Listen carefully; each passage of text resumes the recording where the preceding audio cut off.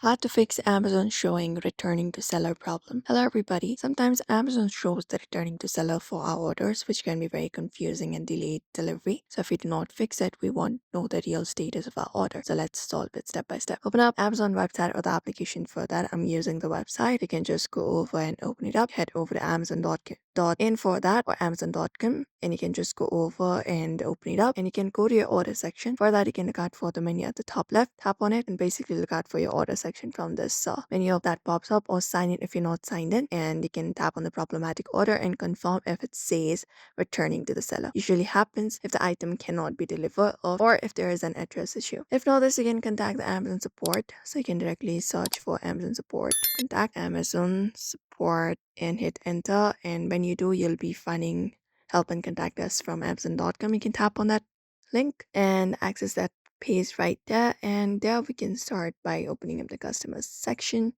and there you can select a reason.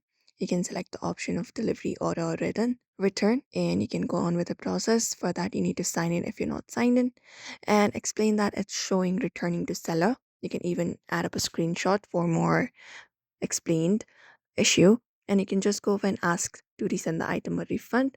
Sometimes third-party sellers auto return undelivered items, and if it's a seller issue, Amazon can refund or help with the replacement. And while doing so, always ensure that you are tracking the orders daily, and you can use the Amazon's chat support for faster resolution. But that's it. Now we have solved the returning to seller problem on Amazon, which should help you out. So we hope this video was helpful.